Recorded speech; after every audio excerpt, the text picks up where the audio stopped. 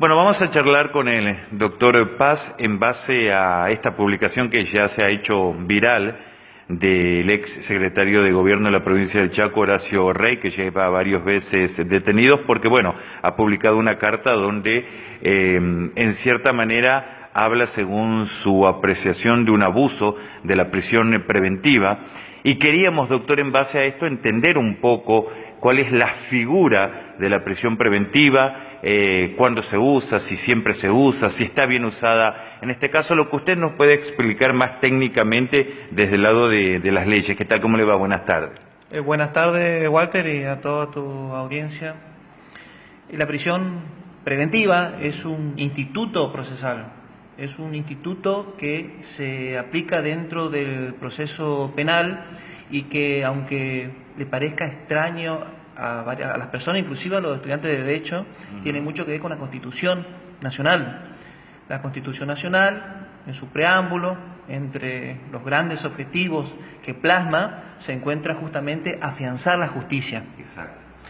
¿Qué sucede, Walter? Que para afianzar la justicia en el proceso penal, es decir, cuando existe un delito, se requiere que el imputado no se escape del proceso penal, porque si huye, o bien el imputado tiene mucho poder, mucha influencia, puede entorpecer la producción de las pruebas.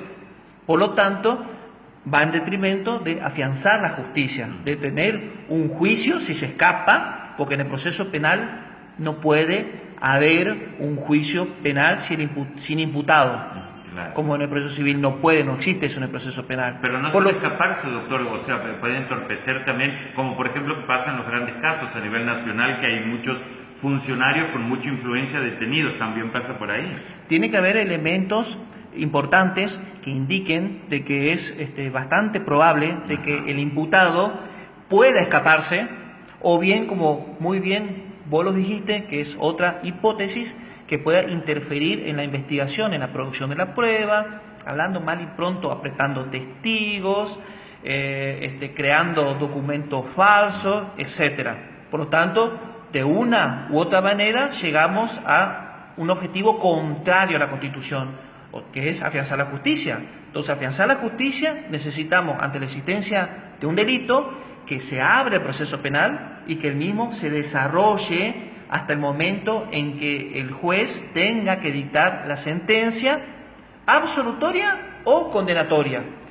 Pero claro, no llegamos a ese momento si es que el imputado se escapa, porque el proceso penal se paraliza, no puede seguir desarrollándose.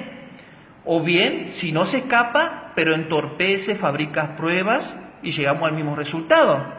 Tal vez peor, porque llegamos a una sentencia tal vez absolutoria cuando la persona es culpable. Por lo tanto, la prisión preventiva tiene mucho que ver con el objetivo de afianzar la justicia. Ahora bien, como decís vos, con el tema del abuso. Claro. Porque otro de los grandes objetivos de nuestra Constitución Nacional claramente reza que es asegurar los beneficios de la libertad. Nuestra Constitución es liberal, uno de los valores más fundamentales y derechos es la libertad.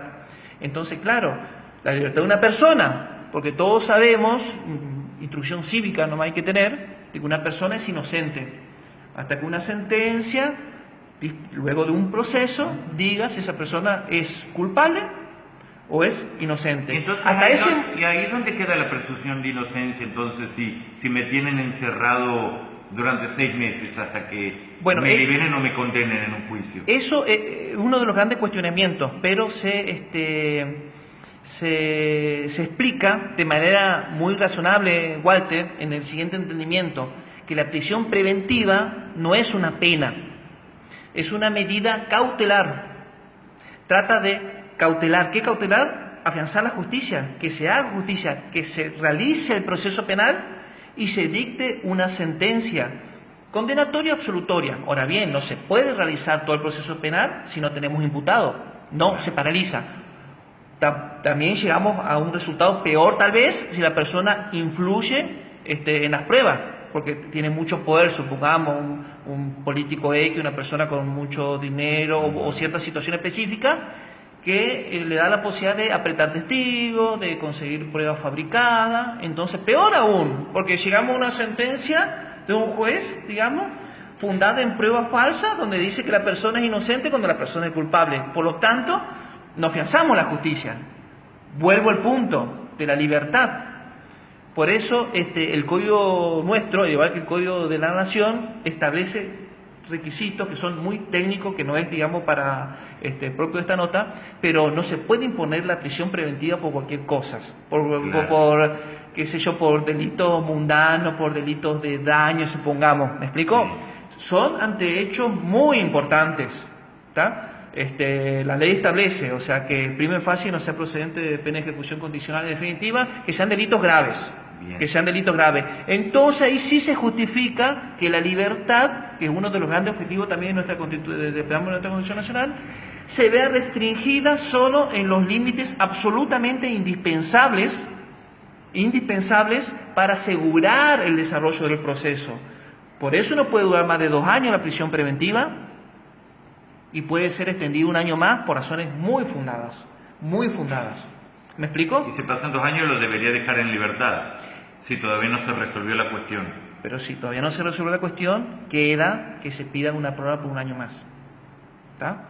Bien. Que se lo puede. Entonces, síntesis, Walter, existe un equilibrio que hay que guardar entre los beneficios de asegurar la libertad y afianzar la justicia. Tenemos que respetar la libertad de las personas, por lo tanto uno no puede, como fiscal, decretar la prisión preventiva a todo el mundo por cualquier cosa, no.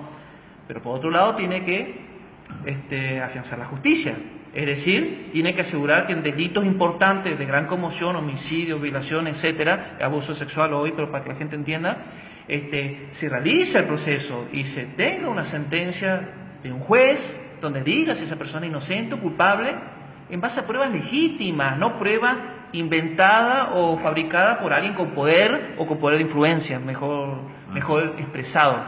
Tiene que ser algo concreto, entonces, o sea, usted no me puede dictar una prisión preventiva a mí por robar una gallina mientras averigua si me la comí o la vendí. Pero por supuesto, además, Walter, otra cosa que la gente tiene que estar tranquila, no es que está desprotegida y que, primero, que a los fiscales no es que les gusta andar repartiendo prisión preventiva como caramelo. No, es una necesidad que tienen ellos. Es una necesidad de un delito. Imagínate, vos sos fiscal, un delito complejo, donde todas las personas quieren saber la verdad de un homicidio y vos lo vas a dejar ir y quedas en la nada. ¿Me explico? Uh-huh. Sin perjuicio de tu responsabilidad institucional, jurídica, etcétera, tu responsabilidad social. ¿Está? O sea, no es... la prisión preventiva es una necesidad.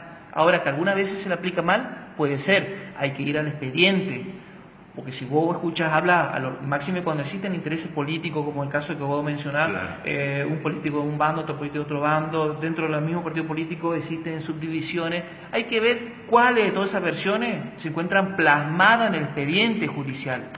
Nosotros somos como los médicos. Podemos decir cómo está tu hijo, pero el médico tiene que ver, tomar la presión, esto es lo mismo. Uh-huh. Hay que ver el expediente judicial, Walter. Otra cosa muy importante, la gente no está desprotegida ante, supongamos que existiera un fiscal que viene y dicta prisión preventiva, digamos, las personas pueden entablar acciones judiciales de responsabilidad en contra del Estado por haberle privado ilegalmente o de manera infundada de su libertad. Uh-huh. Sin ir más lejos, también puede existir el delito por parte del funcionario fiscal, o en el caso que lo imponga el juez, que en algunos casos lo impone el juez, de privación ilegítima de la libertad, porque también la cometen ellos, peor todavía calificada. Claro.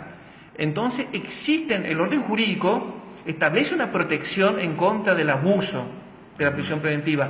Por eso mismo te digo de que el fiscal no es que la alegra, claro, sino que es consciente de esas responsabilidades que tiene y la dicta cuando es necesario realmente. Pero es a criterio siempre del fiscal o del juez dictar la prisión preventiva. No. Es autoridad del fiscal en nuestra justicia provincial de decretar la prisión preventiva, pero no es a criterio. Tiene que haber pruebas que indiquen que existe la probabilidad que esa persona ha intervenido en un delito, no en cualquier delito de daño, como estoy hablando, un delito muy importante, ¿tá? Y también tienen que existir indicios de que esa persona o se va a ausentar por la magnitud del problema y cualquier otra circunstancia que que el fiscal interprete y que desarrolle y fundamente en su decreto de prisión preventiva, o bien que utilizará su poder de influencia para fabricar pruebas, como dijimos, prestar testigos, etcétera, y llegamos a un resultado, como dijimos, peor, Claro. porque llegamos a una sentencia absolutoria en base a prueba ilegal, fabricada. ¿Me explico? Doctor, ahora le hago una consulta más personal y más generalizada, si se quiere. ¿Usted cree que la gente, la sociedad en general, sigue confiando en la justicia? Porque, a ver, una cosa es la justicia en sí, por sí sola, y otra cosa es la justicia mezclada con la política, como puede suceder con estos casos. Porque, por ejemplo, a ver, uno que trabaja en los medios de comunicación, hay gente que dice qué bien el fiscal y la jueza de Resistencia, que no les tembló la mano con esta gente, con altos cargos políticos y demás. Y del otro lado hay otros que dicen, nada, en realidad lo hacen porque pasa por una cuestión política. Y la duda, lamentablemente, en nuestro país siempre está. La justicia es un poder del Estado, pero tal vez antes de decir que es un poder del Estado, es un servicio. Es un servicio que la comunidad jurídicamente organizada, que el Estado necesita. Es tan importante ese servicio que se ha erigido en un poder, ¿no? Tercer poder del Estado. Claro. Entonces, focalicémonos en servicio. Como todo servicio, alguien que presta el servicio, Walter, y alguien que recibe el servicio, ¿está? Los que prestan el servicio, los operadores. ¿Quiénes son? Los jueces, los fiscales, los abogados auxiliares también de la justicia, ¿no? Y del otro lado, el justiciable. Quien demanda, quienes demandaban la parte civil, en la parte penal, las víctimas. Es un servicio. ¿Qué es lo que te quiero decir con esto? Que la justicia puede tener responsabilidad mayor o menor según la circunstancia, en la designación de fiscales, jueces, en la demora de los juicios, en la calidad de las decisiones, puede tener, porque todas las instituciones del ser humano son imperfectas, Claro. Vamos evolucionando y mejorándolas. Pero quien presta el servicio ese es. Ahora, quien recibe el servicio somos todos los justiciables, vos Walter, yo Enrique Paz, como Enrique Paz nomás, no como abogado, ¿está? Entonces en nosotros también está mejorar el servicio, porque nosotros somos usuarios del servicio, no solamente quienes nos prestan el servicio. ¿Y sabes por qué te digo esto? Porque me he cansado y todavía, y tal vez siga, que la gente habla de la justicia, que me hablan de la justicia. Ellos son usuarios y cuando van a prestar declaración testimonial mienten mucho, ¿entendés?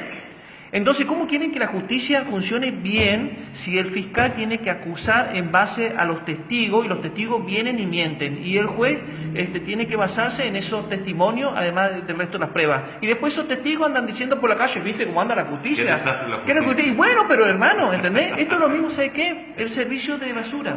Exacto. Bueno, vamos a suponer que esté perfectamente organizado el servicio de basura, Sí. pasa a la hora exacta todo. ¿Qué pasa si vos no llevas la basura afuera? ¿Me explico? No te la sacas, bueno, sí. esto es lo mismo, así que no sé si pude... Perfecto. Bueno, Perfecto. sí, Walter. Doctor, ha sido un placer. Muchísimas gracias. Bueno, gracias, hasta luego.